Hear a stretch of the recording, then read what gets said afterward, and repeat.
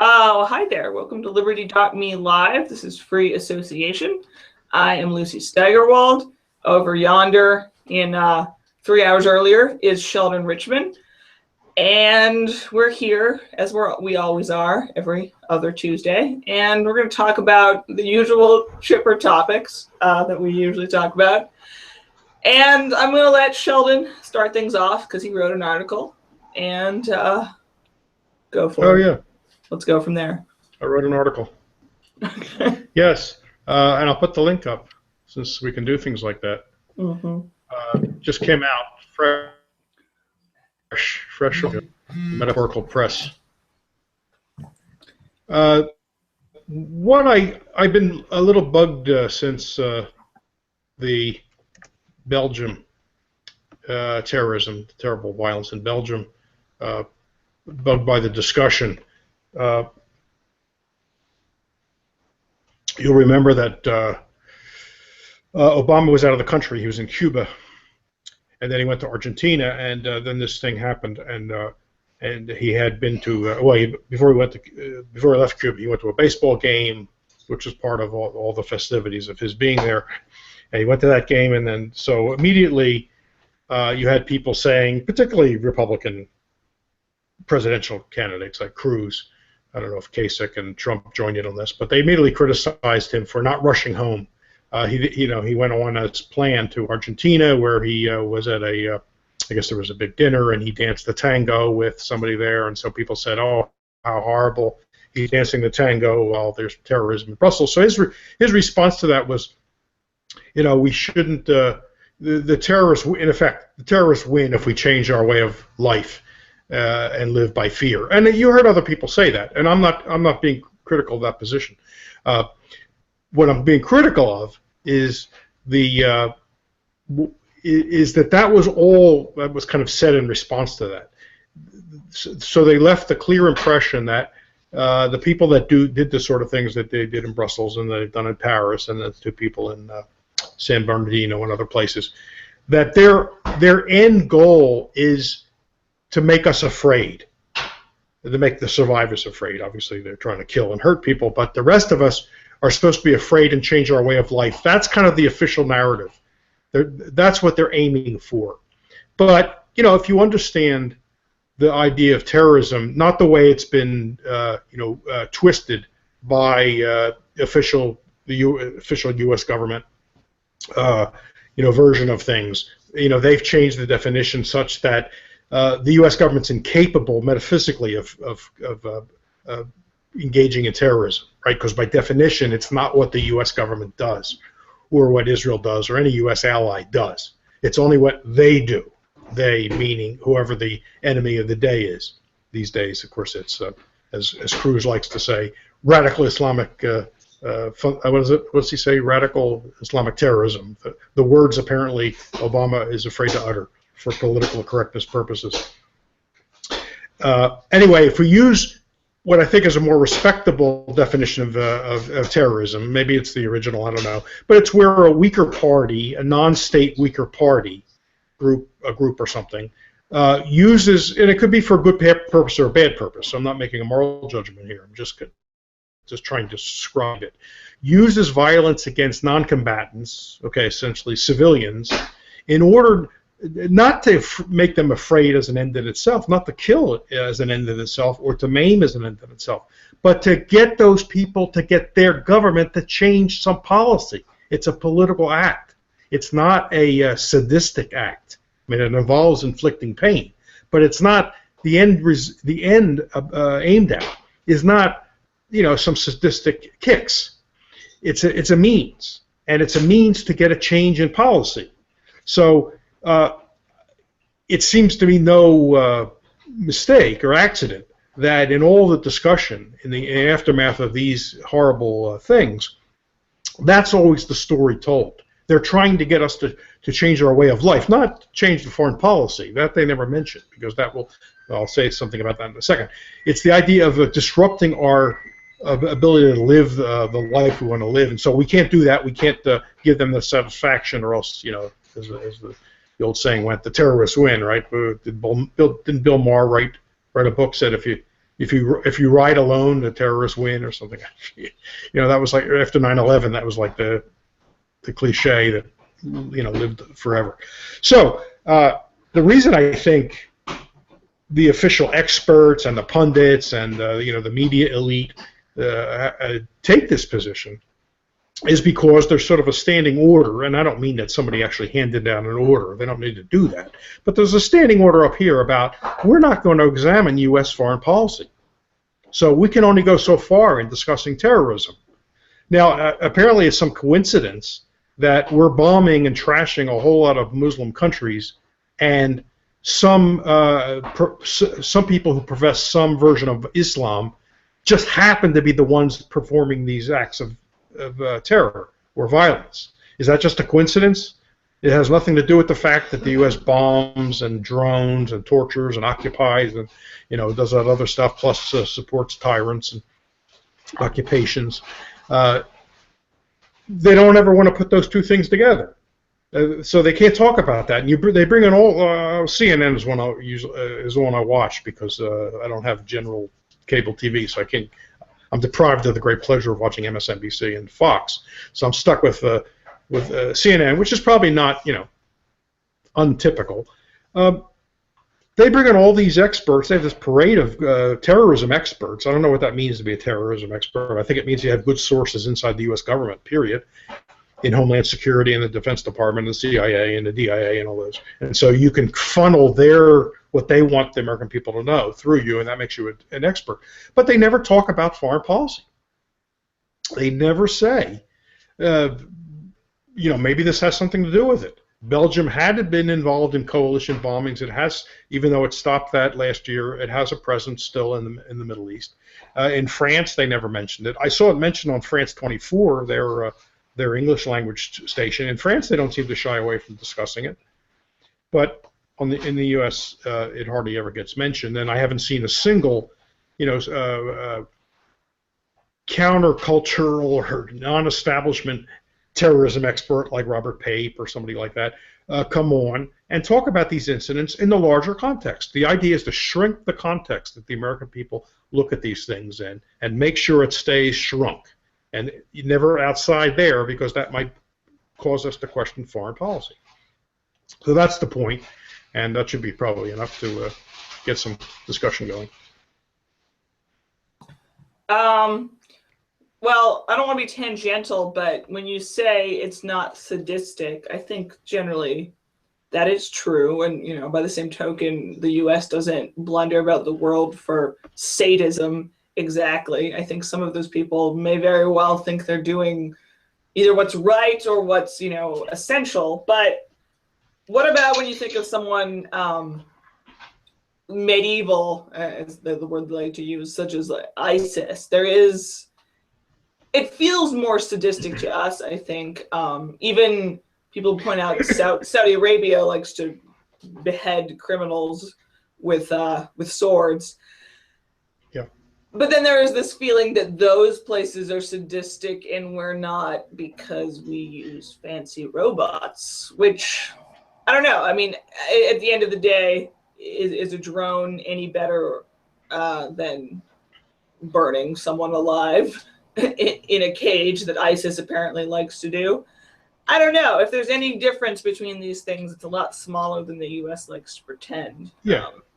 And there really is no, it's no accomplishment to be morally superior to ISIS, much like it's not really accomplishment to be morally superior to Adolf Hitler when you're talking about tactics, used in World War II by the good guys. I mean, it's not. If that's what we're aiming for, better than ISIS, arguably we've already lost. We've lost. That's all we're trying for. Well, maybe I could clarify this a bit. I probably should have said it's not purely sadistic. That could be part of the end.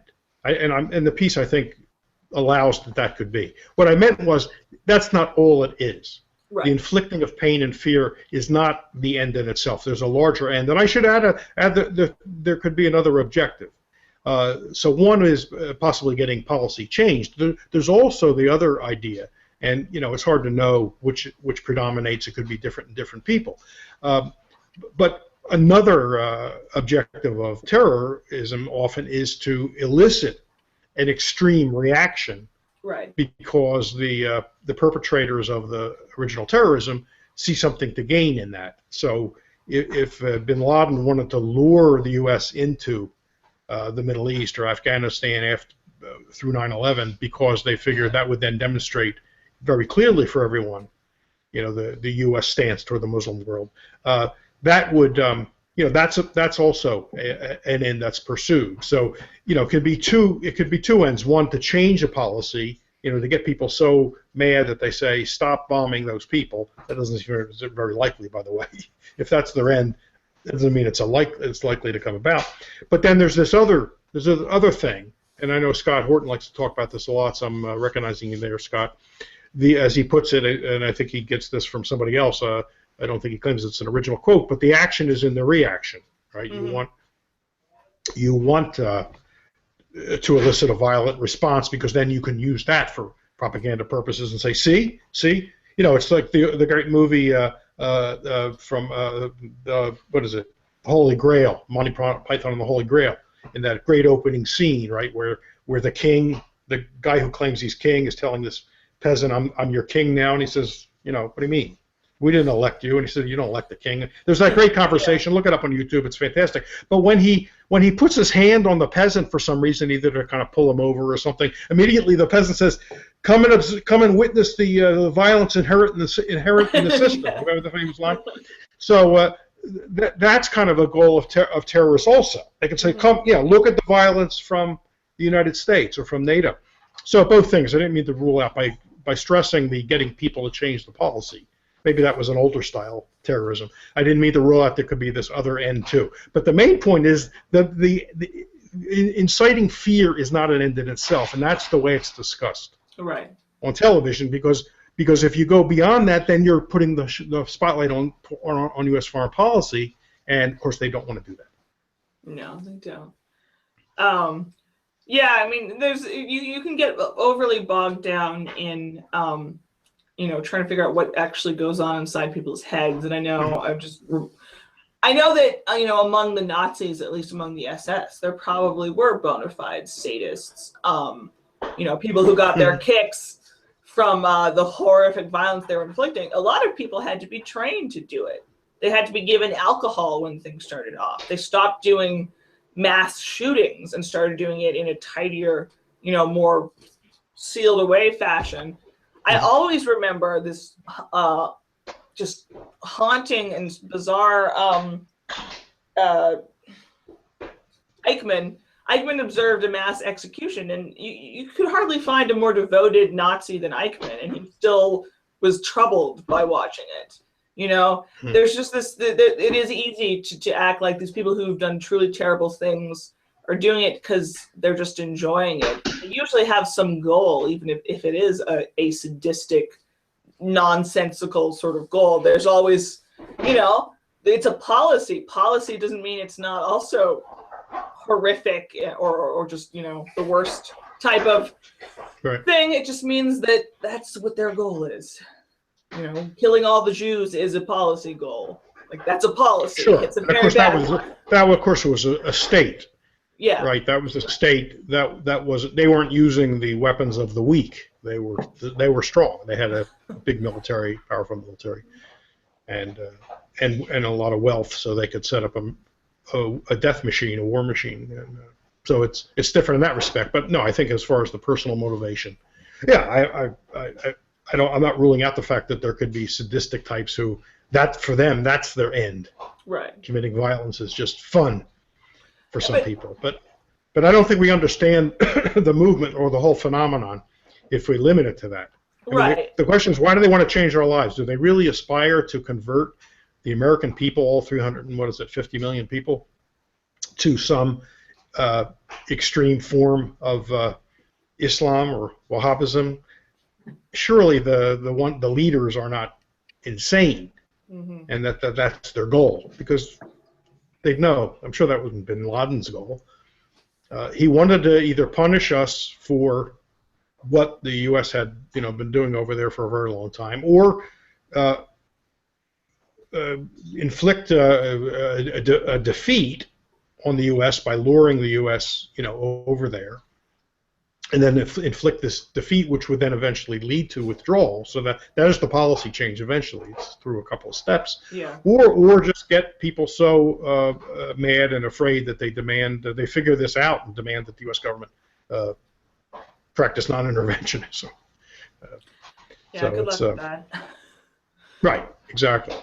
I mean, there's just I always come up against this this idea that and people actually, from a person who murdered one person all the way up to Hitler, and everybody in between. There's a lot of people are sort of deeply offended by trying to explain the motivations why someone committed violence, because they're crazy, or their ideas are crazy, and that's why they did it. And how dare you try to explain it? And again and again, I find that you just hit the same, just repeat it over and over again. And it's hard if you don't want to know why they hate us, or why they metastasize into an even worse group of people who are indeed fanatics, but also still have a policy goal, even among their sadistic, burning people alive type things. I mean, if you don't want to know, what I always get stuck. How am I supposed to approach this with somebody if they don't want to hear the why of it, because somehow either that condones the terrorism, which is an absurd idea, or perhaps because if you heard too much about this, you would start to wonder what the U.S. was up to, and maybe that would be uncomfortable. And a very good way to inhibit the discussion is to, on a regular basis, charge anyone who does look for the reasons for terrorism, and they do this with Glenn Greenwald and others. I guess people have criticized me for this. Is that you are excusing or justifying the violence against innocent civilians sitting in movie theaters or sitting in an airport or a train station or a cafe, and look, they know that's a dishonest criticism. Those people know the difference between trying to understand. Do they know? Sometimes I wonder. Some of them. It seems like a pretty something you do when you reach adulthood or some early stage of maturity. There's a difference between trying to comprehend and excusing.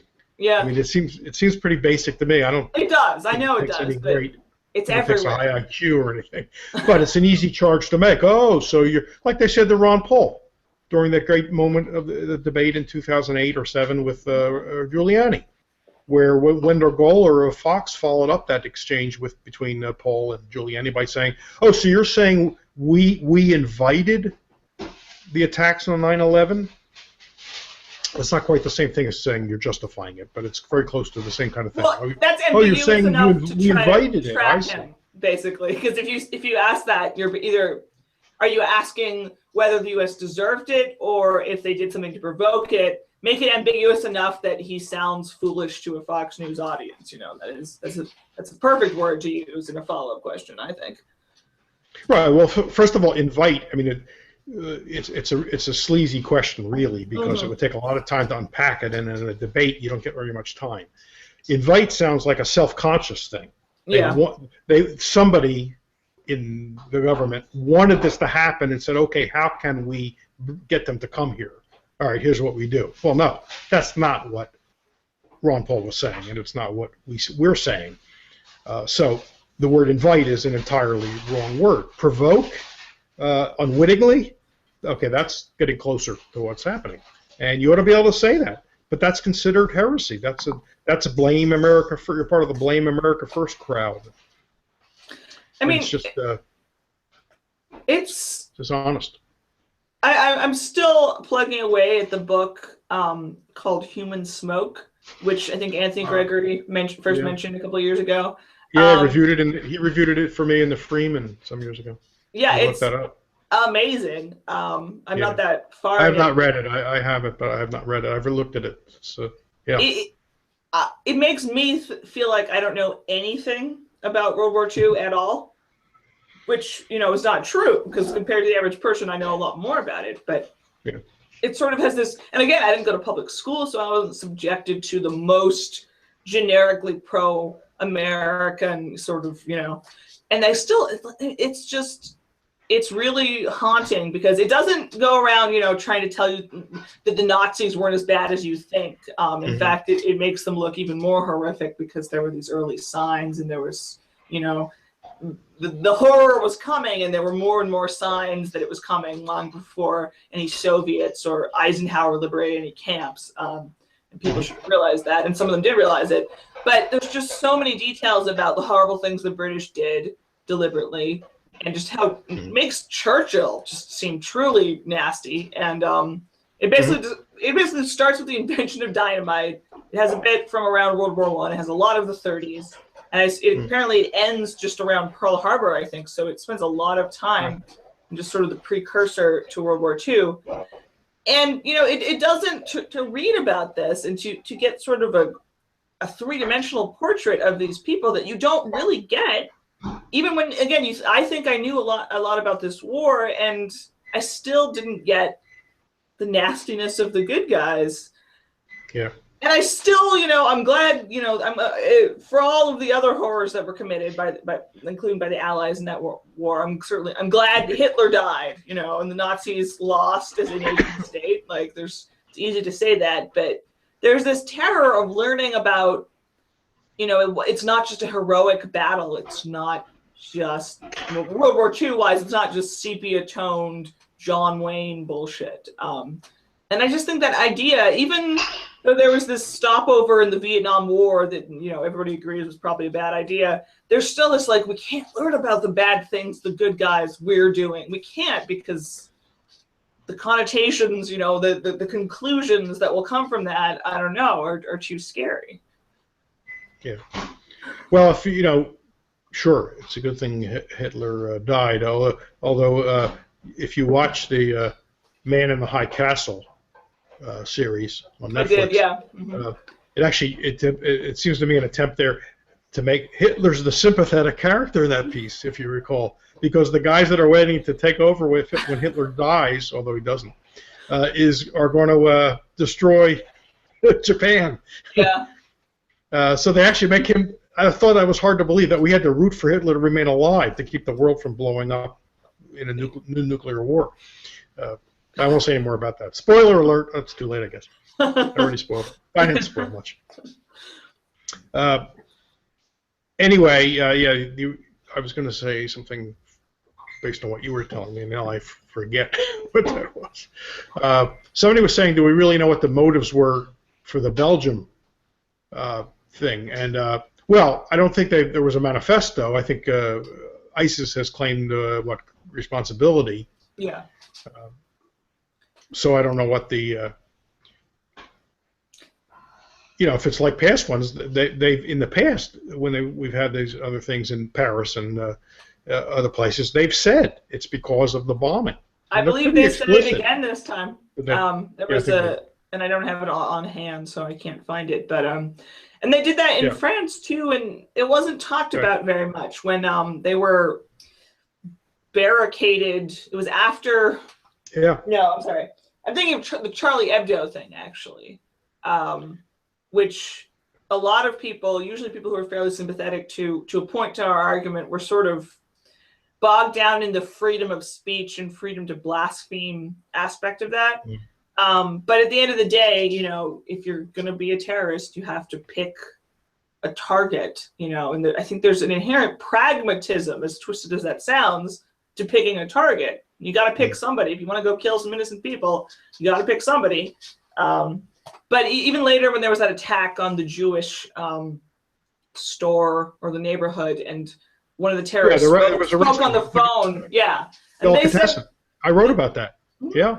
They said he didn't say anything about, oh, I don't like Jews, and this is a Jewish place. He talked about the military budget. He actually sounded like a wonk, didn't he? He talked about France's military policy.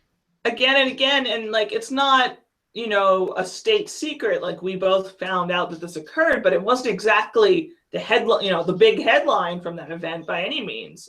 No, it was hardly mentioned at all. Yeah. It was CNN actually on briefly mentioned BuzzFeed that I saw it, strangely enough. CNN briefly mentioned that they had that audio, and they played it, some of it, from the hostage taker inside the delicatessen. And they dropped it real fast, and I just wondered what discussions went on behind the scenes. They played it once. There was very little discussion of it. I think Jake Tapper presented it, and then I never heard about it again. I was able to find the transcript online somewhere, and then I did a piece about that. But we know, look, every time a terrorist gets a chance to talk, when they get before a judge, right, there have been some that have been tried in the United States. Ramzi Youssef from the 1996 World Trade Center bombing, and other occasions, the guy that bungled the car bomb in Times Square, and blessedly incompetent fellow. There have been cases where they get before a judge, and the judge says, "Okay, I'm going to sentence you. Do you have anything to say?" They lambast U.S. foreign policy about you have no care about the blood of our children. I mean, you could read the stuff online. My article links to an earlier article I did where I quoted some of these guys. There's no secret there. Why would they lie about that? Bin Laden's declaration of war against the United States in 96 or 98, I think there were two of them actually, they're online. He cites the U.S. stationing military equipment and men in the holy places near Mecca and Medina. And by the way, if you listen to Scott's show, you know that Cheney, on behalf of George H.W. Bush, the first George Bush, assured the Saudis that after Saddam Hussein's army was forced out of Kuwait and back into Iraq, the military would be removed from the Arabian Peninsula. And that promise was not kept, and that's one of the things that ticked off Osama bin Laden. But he also names, of course, the starving of children through the 90s because of the embargo and the bombings by the Clintons, and I deliberately use that as a plural.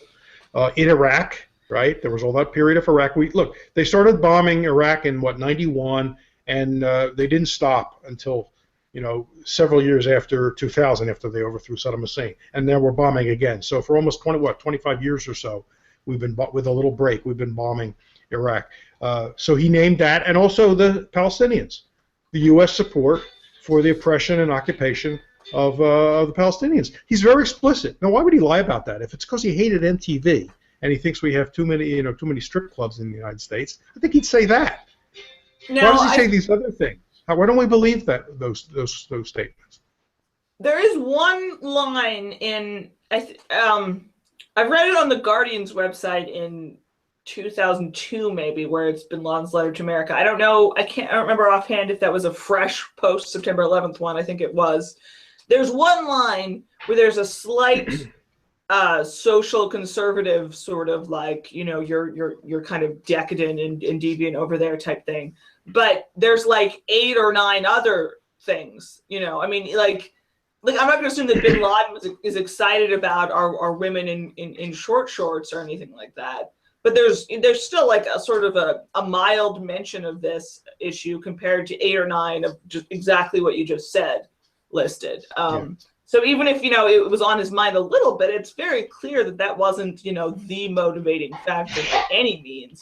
Yeah, I don't think you get, what is it, 19 people to kill themselves flying into buildings because the U.S. has, Vegas and strip clubs and MTV and other signs of decadence. I don't think that's what motivates people to fly into buildings and kill themselves and a lot of these people are convinced. But you can do it if you say, look what they're doing to people.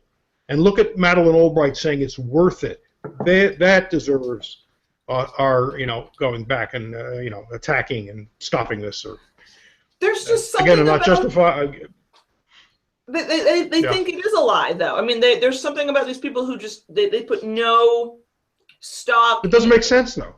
And it doesn't. Why would they lie? I mean, sometimes the same people will accept the fact that Timothy McVeigh blew up the Murrah building because of Ruby Ridge and Waco. I mean, the same people sometimes will accept this domestic form of blowback. They will actually look at a terrorist motivations in that case, and they'll be like, "Oh, that is why he did that terrible thing." And somehow, as soon as you get international, it must be, the religion. And it doesn't mean that the religion is never a factor. The social, conservative, theocratic feelings is never a factor. But the idea that these people know that it's just religion and social conservatism, and they want to put all the women in burqas, and that's all. It's the only. Well, I guess I guess Dinesh D'Souza believes that, because he actually, in one of his books, praised the Muslim fundamentalists because he liked that they were committed to traditional values. Remember that book? He got criticized by conservatives who otherwise loved this guy. But that book, I forget what it was called. Scott may remember it. Scott's watching, by the way. Scott confirms, and he's put up a link, that ISIS did claim responsibility for Brussels, quote, in revenge for Belgium's role in fighting militants in Syria and Iraq. And there's a link. D'Souza's sort of torn, right? I mean, in his view, he loves America, but he kind of feels something in common with the guys that come over and blow themselves up, because, man, they're for old traditional values. That's terrifying. I guess it's refreshingly honest and very I think that book way. outraged even people who otherwise willing to give him a lot of money. That's classic. That's the second wave feminists and the ultra conservative right teaming up to fight pornography / free speech. Strange bedfellows sometimes. But I think most people who argue that it's our values here, our licentiousness, or whatever, however you want to put it, I think those people know that that's not true. Maybe there's a person here and there who is convinced himself. They know it's a way to distract from foreign policy. I can't decide. Even, I want to say, little Dick Cheney knows, but even the writers for commentary or some other neocon rag, do they know? I don't know. I don't think middle America knows, and I don't want to act like a snob there, but I don't think a lot of people have thought this through logically, and I don't think that people have the empathy. They could have it. They're not, born sociopaths, but they've let that empathy and that ability to try to picture themselves in the shoes of people getting bombed, and that that human ability has sort of atrophied for them. Though I think if they flexed it a little bit, they could get some muscly empathy again. I think anybody that's given it any amount of thought, there may be people who have never thought about it. They just jump to that because they don't want to think that, quote, we could have had anything to do with it, even the U.S. government. But anybody that gives it a moment's thought, I can't believe they sincerely think the only reason is that they hate our way of life. They hate the fact that we get to vote every 2 years or 4 years or 6 years. I mean, man, we get to vote. Wow. Well, what about the question of the U.S.'s motivations sort of trumping these uncomfortable questions? Because living here, in spite of our numerous domestic horrible things, it's not like living under ISIS. And I think you and I would agree that we would prefer to live here in America right now than under ISIS control. Mm-hmm.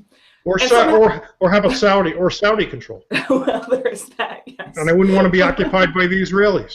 So I'll spread it real far. I might take the Israelis, but I don't want to be forced to join the military either. So anyway, we can go down that rabbit hole. But just that that sort of ends the conversation. But then that goes back to, well, darn it, we're better than Hitler, so everything it's fine that we do. Well, if Hitler hadn't existed, somebody would have invented him, because he makes the bar so low that we can always beat that. ISIS. I mean, it's definitely the same with ISIS. Yeah. But again, it's not just ISIS, because we back some pretty repressive regimes that engage in torture and chopping people's hands off and heads off, and it's and of course, one of those countries in particular is the source of ISIS and all of that, Saudi Arabia, namely. But there's also there's also though this feeling that, it's the same people who think Hitler. You can say Hitler's a little worse than Stalin or Mao or somebody, but the people who think that Hitler is the worst person ever and Stalin or Mao, well, he caused a famine maybe, but he arrested political prisoners. But there's this feeling that if you have the purity of awfulness of a Hitler, I'm using Hitler because he's so easy in these cases, that you actually want to wipe an entire type of person off the face of the earth. I don't know. They see, again, like, I don't know if I sincerely believe these people sincerely believe that, you know, they think that the people who, you know, were welcoming the U.S. with flowers in 2003, or were supposed to be, that they're supposed to sit around saying, well, you know, my son lost his leg and my mother was killed by that drone and all that, but it was done by the U.S. And as, you know, someone who lives in the tribal areas in North Waziristan, clearly I have the, you know, the philosophical, you know, basis that I should just feel like, well, the U.S. did it, and I know that they have lots of Enlightenment ideals, and so I don't care, you know, I understand. And again, not to be snobby, like, not saying that they're idiots there in the tribal areas, but like this idea that they're supposed to sit around going, well, the Constitution is just terrific in the U.S., so I just can't be angry at the U.S. because they just meant so, you know, they're so well-meaning. Like, that's not, you know, that's not what humans do. Right. You know, no, I did a piece called "They Don't Mean Well," because we got to cut through that. Yeah, yeah. But even if you were to grant that, it would be insane, though. Like, even if you really thought, okay, the U.S. mean weller than ISIS does, at the very least, you know, even if you were to grant that, it would still be completely insane to expect people to sit around going, well, I understand. You know, my house is rubble and my family is dead and maimed, but I get it. It's just like, that's not, humans don't do that. But it comes back to, they don't think of these people as humans, not in the same way. And that, I think, they don't know that they're thinking in those terms. At least a lot of people don't. I have a hard time when Hillary was pushing Obama into Libya, along with Susan Rice and Samantha Power. I have a hard time thinking she meant well. Yeah. They must have known the business about Benghazi and genocide was a lie. There were people saying at the time, people writing it and showing that was not true, that there hadn't been atrocities and sort of mass killing of civilians before that in other towns. And there's been that stuff that's come out that, you know, that makes it perfectly clear they had other things in mind. They wanted regime change, but how did they not know that regime change was not going to lead to a peaceful, stable, secular democracy? I mean, it's not like this was the first intervention in the chain. It was way along. It was in the middle of the movie. Didn't they learn anything from Iraq? Well, no. I mean, that's why though I almost start to buy sometimes that they convince themselves, at least a lot of them have, that this time it will be different because they did the sums right and they have the best possible policy. I mean, I know that's wishful thinking. That's rationalization. Wishful. That's telling yourself, it'll work. This will work. This will work this time. How? Oh no! And they don't even say to themselves, well, how exactly? Tell me. You know, it's that old thing from that Steve Horwitz likes to quote from what is it? South Park. What is it? The underwear, the used underwear gnomes. And it's their business plan. It's their business plan, you know, acquire used underwear, question mark, make profit. Yes. So they had the question mark. Okay, we knock off Gaddafi, question mark, you know, utopia. Or, you know, democracy, reasonable democracy. Oh God, you're right, yeah. I'm not gonna give somebody like that a pass. No. Because we already had very recent experience. Very recent. Iraq was pretty recent. I'm not talking about a pass. It was still going on. It couldn't have been forgotten. It wasn't like Iraq was 100 years ago and everything's fine now, so we forgot what happened. No, it's still going on. Well, that's the terrifying thing about this, is that we have this, and this applies to all politics, all policy, but particularly foreign policy, where it's neatly tucked far away from most of our American eyeballs, is that. First of all, Iraq is 1,000,000 years ago, and we can all agree either that it was a bad idea in the first place or that darn Obama left too early. You know, but you know, that was in the past. That was a long time ago. There's this. I mean, that's how quickly we can give people a do-over, give Hillary Clinton a do-over after Libya. Just there's no consequences. And it's the most catastrophic policy choice, one where you have a war and it leads to this destabilized hundreds of thousands of dead people, worse than an Al-Qaeda group that's more powerful now, and you just get a do-over. I mean, there are people, I know libertarians, and I know it's just voting and your one stupid vote won't make a difference, but who are so afraid of Trump, and not to discount Trump being unsettling, they'll vote for Hillary Clinton. And like that's the barrel. That's the under the barrel bottom of it, digging a hole below the barrel that we're at, where someone like Hillary Clinton is going to be given that much power after all that she's done. We can't punish her. We can't jail her. We can't maroon her on an island. We can't scold her even. We're going to give her like the most powerful position. Promotion. After that. For her honorable service to the country, we're going to give her a promotion. Yeah, it's shocking that we can't get our acts together to even say, you know what, you had your shot at power, and we're gonna say no. Like that's your punishment, is that you don't get to be president. That's your only punishment, and we can't even manage that. And I yelled liberty. I know. Look, I read a piece today. I think it was today by John Pilger. I put it on Facebook, where he argues that Hillary would be worse than Trump, and I can't dismiss that out of hand. I mean, I despise Trump, and I think he's an egomaniac and a narcissist, and I think that could be very dangerous, giving him the military and the nukes. So I was leaning toward the idea that the devil is better than the one you don't. But the more I think about Hillary, and think of individually all the bad things she's done, I am not so sure that the one you know is worse than the one you don't know. It's a great choice that we've been given, choice in scare quotes. But just this idea that we can't even get our acts together to not reward her with that power after what she's done. That's that idea is so offensive. That's why I'm really hoping Sanders pulls it out and beats her. I mean, a miracle. I think that Sanders is getting he's getting off a little too easy, but it's easy to get off easy when you're standing next to the other candidate. I don't mean he's any great shakes. He's not. Yeah.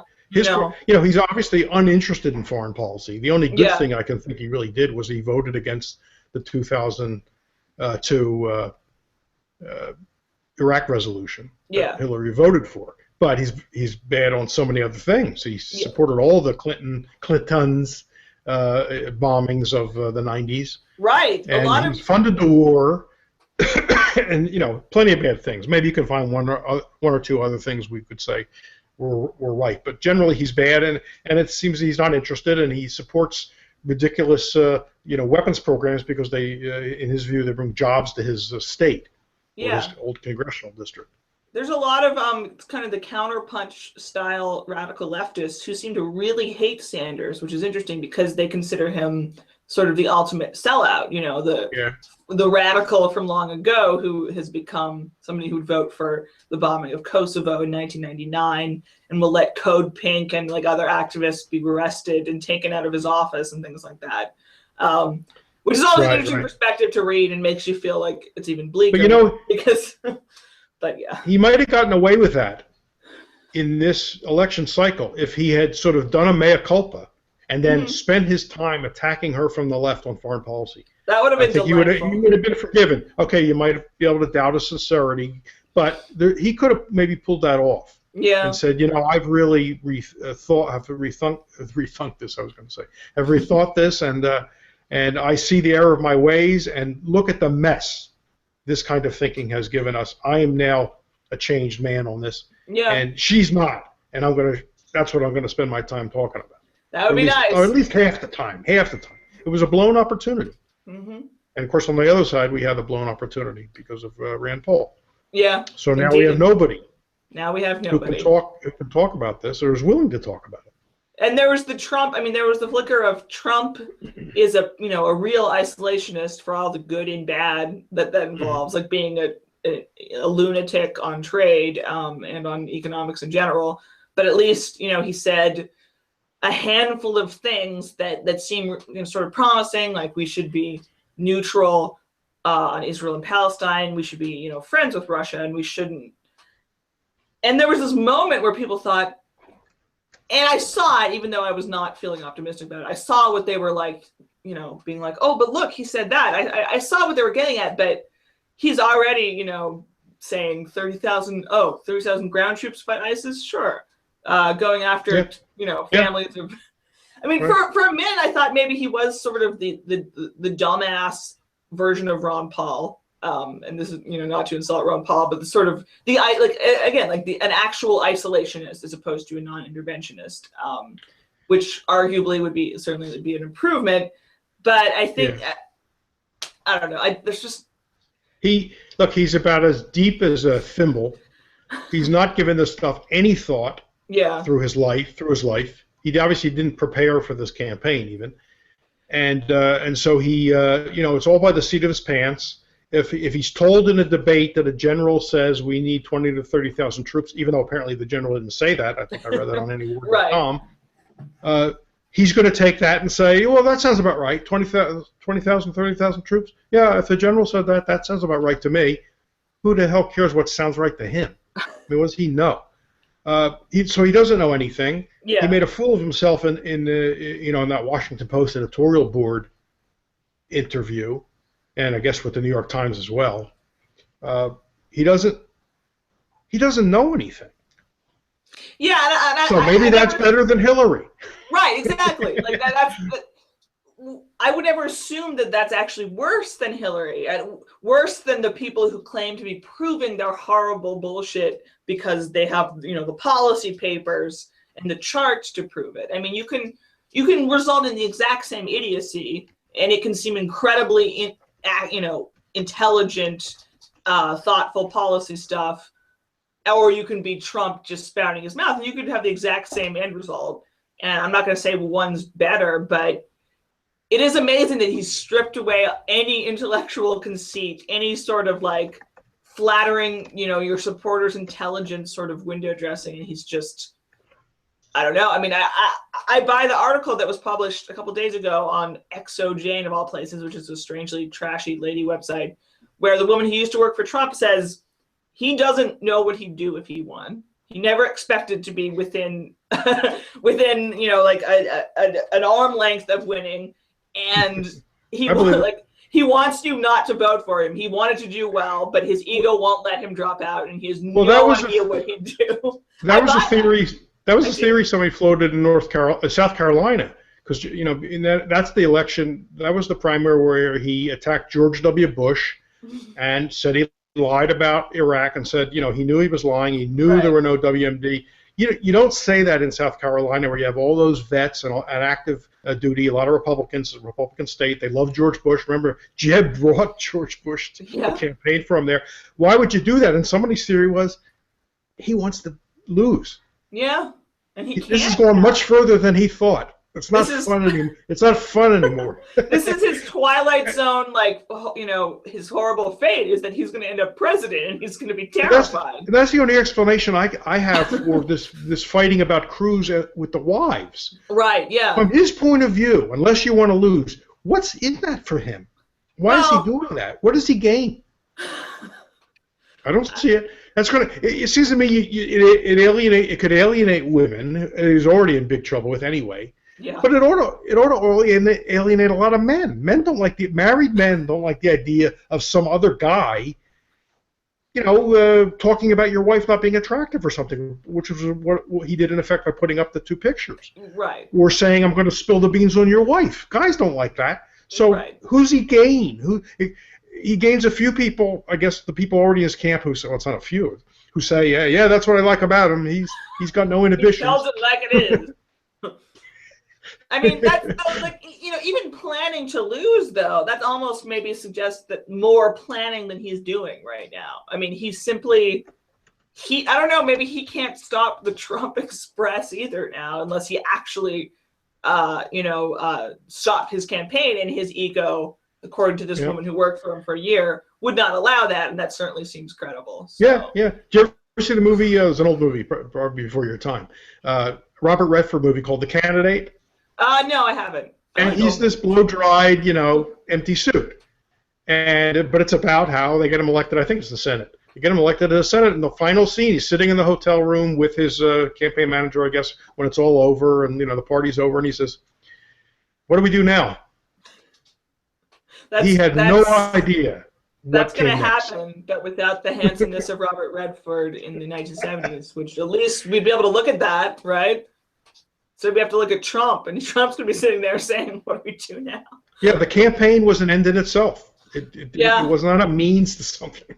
But he's proven that he could maybe almost win, or at least enough to terrify the GOP. Like, his ego should be satisfied, but I'm afraid, he can't quit because he's a winner.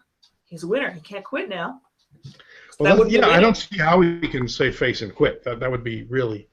On the other hand, he's not the type of person who would want to lose either. So I think he's really gotten himself into a fix. Yeah. Anyway, we've kind of gotten off the topic, unless you regard Trump as a terrorist. Well. Any questions from the peanut gallery? I'm looking at the peanut gallery right now, and I see someone saying better Robert Redford than Count Chocula, and I assume Count Chocula. I assume that'd be an allusion to Cruz because he looks the most like Count Chocula, or does he looks like one of the Munsters? Yes, no, you're right. Because my friend Gary Chartier, he says he looks like Al Lewis, a young Al Lewis, who was he? Grandpa? What was his name in the Munsters? You know what I mean, right? Yeah, no, he does look. David. He looks like him. He looks like a young Al Lewis. I think it's Al Lewis. He looks like the lead singer of a Christian rock metal band the internet also discovered, which is also disturbing. But more importantly, David, who is always here with the question, asked if Trump can really win. Scott Horton, who we trust, says, "I think he can." What do you think, Sheldon? Yeah, I go back and forth. I mean, these will be the two most hated people, or the highest negatives, I guess, since they've been polling, that have run against each other for president, if that's what happens. I don't know. She could win. And also, look, a lot can happen in the campaign that will end up determining who wins. I mean, Trump could say something totally bonkers, and that maybe turns off people. At least that swing group that's very important. He's been trying to turn off people with bonkers things. Yeah, and you never know what he's going to do. He could, and especially if he's going after Hillary. He shoots from the hip, and I think he's really a case of arrested development, right? This whole business about, he started it. Right, yeah. Yeah, but don't you think it's not nice to go after people's wives? Well, he started it. I mean, come on, who the hell is this guy? So who knows what he's going to say in a debate, or just outside of debate with Hillary. On the other hand, maybe she'll be indicted. I don't know. I don't think so. I'm not optimistic that they're actually. I'm not betting that she'll be indicted. Trump, if we weren't going to be potentially subjected to him, and if the stakes weren't so high, he would be kind of cultivating xenophobia and all the horrible shit he's done is not good. It's not a joke. It's not funny, but this idea that someone could just come in and make politics as ugly and sinister and narcissistic as they are without the intellectual policy paper window dressing, I would be able to enjoy that if not for the additionally horrible stuff, Like, people who are so offended on behalf of the office of the presidency and the U.S. government, and he's making Trump's making a mockery of that. The mockery part would be nice if not for the terrifyingly high stakes and the cultivating horrible racism and xenophobia and such. So it is a shame. Okay, here's let me give you an argument for why Trump could lose. Mm-hmm. Trump is supposed to be, he wrote, or he had ghost written The Art of the Deal. He claims he wrote it. Tony Schwartz, who wrote it, said he read it. But Tony Schwartz reading it, some of them don't even read it, so. So that's true. So he's supposed to be the master of the deal. But notice how he's not able to close the deal. I'll give you a couple of examples. When he went after Bush in South Carolina, he said some pretty good things. Mm-hmm. He said there were no WMD. They knew there were no WMD. They lied. He backed away from that. He never closed the deal on that. He never said, and here's the result of that. Now, he'll talk about, look at the mess now. It's very general. It's very soundbite-ish. But he never spelled it out in more than a, he didn't take 2 to 5 sentences, which, he should have, to spell it out so people could begin to think, that's right. He left it at a bumper sticker, and he's doing it with Hillary too. He'll mention Libya, but that's it. He doesn't talk. He doesn't know that guns flowed and fighters flow to Syria and other places, Mali and other places, and spread the violence. He doesn't close the deal. He's not the master of the deal. And if he doesn't do that in November, I don't see how he disables her. I'll float that. Okay, I'm not predicting that's what's going to happen, but it seems to be a point worth making. What's Scott think of that? Scott, he's laughing. I've also he's laughing at something else. I've been saying forever that I don't, and I don't know if this will turn out true or not, but the secret to being a political reporter is to sound confident when you predict something, because that's all you really need to do. I still honestly can't quite see the GOP letting him get it. I think they're going to do. They're so scared now, and they're so, they're going to stop him somehow. Something's going to happen, and they're going to stop him from getting the nomination. I still think that. I might. Well, of course, that could blow up in their faces too, though. So whatever happens. Of course. But I just don't see them letting, this insult to their party stand. And I think it's, small government conservatism, small government Republicans, basically a joke with, partial exceptions for Pauls and for Amashas and for Masseys, certainly. But Trump, Trump has this liberal, not liberal, progressive-ish, democrat-ish attitude of like, well, not that, the government's too intrusive in all our lives. He never takes that. It's that they're incompetent. They haven't done it right, and he is the only one who can do it right. And he says, we're going to take it. We're going to take care of everyone. Yeah, it's not even, lip service to the small government thing that conservatives love doing and then violating, obviously. But, he doesn't even do that. It's all about they're doing it wrong, not that they shouldn't be doing it at all. Look, except for bending his knee to the Second Amendment, he never talks about the Constitution. The way conservatives like to talk about the Constitution, Cruz being the case in point. Yeah. By the way, which gives me an opportunity to plug my book. Oh, yeah. Yay. It's time for plugs. Do it. Yeah, we're getting to the end here. My book will be out April 15th, fittingly, right? April 15th. And you can get some information about it, or at least get a description of it at my blog, which is sheldonrichman.com, and get a look at the cover, which is beautiful, designed by Gary Chartier. It's called America's Counter-Revolution, The Constitution Revisited. It's got a great foreword by Jeffrey Tucker, who some of you people may have heard of. Here we are at Liberty.me. And you can also find the table of contents on my timeline, I guess we call it now, at Facebook. It's not a wall anymore, right? It's timeline. I put the table of contents up there, a PDF of it, so you can, or a JPEG of it, so you can see what the chapters are about. I'm very proud of the last chapter, which is titled "The Constitution of Anarchy." Sounds promising. So I will check it out. You can have a constitution and your freedom too. Not this constitution, but a constitution. Well, I'm going to read it now. I've officially been intrigued. Not that you aren't intriguing enough because of your fine work over the years. Thank you. Jeff and I are going to be doing a conversation about the book on Liberty.me at some point. We haven't scheduled it yet, but I guess closer to the time where the book. I'll do it. It'll be on Kindle. It'll be on Amazon, and I'm real happy about it. It's about 10 years in the making. So here it is. You have any shows to plug at 6 o'clock, or at least I should say top of the hour? As usual, I, of course, have failed to prepare for the plugging of other shows. But there are other fun shows. You're in trouble with the suits. The suits. I'm going to link the people to my scandalous author page on Playboy because Google's not. If they want to read some of my work of the last few weeks, I've written a bunch of stuff. And we'll write more over there. And obviously, I'm still on antiwar.com, on Twitter, Lucy Stagg, and hopefully other places. Yes, you also. We share. Sometimes they counterpunch. Yes, which is also a good website. Media with Conscience, which is a good place to check into for good anti-war stuff, and my own blog, sheldonrichman.com. Yeah. I have the cover and announcement about the book as a permanent, sticky post at the top, so you can't see when you first go to the page. You won't be able to see if there's new material, so you need to scroll down. So I remind everybody, scroll past the cover to see if there's any. Don't worry, they know how to internet. They'll be fine. Am I being too pedantic here? Possibly. Sorry. They'll be fine. Too condescending. I like kind of offhand. I don't know. What do I remember? Wednesdays, I feel like, is Unbiased America with Will, who is a horrible conservative, but I think I should podcast with him more because he's interesting to talk to. His show's tomorrow at some time or another. I think I'm bad at. All right, I fail. Liberty.me is a good website full of many exciting podcasts, such as this one. So you should look at it constantly. It's excellent. Absolutely. We'll be back in a fortnight.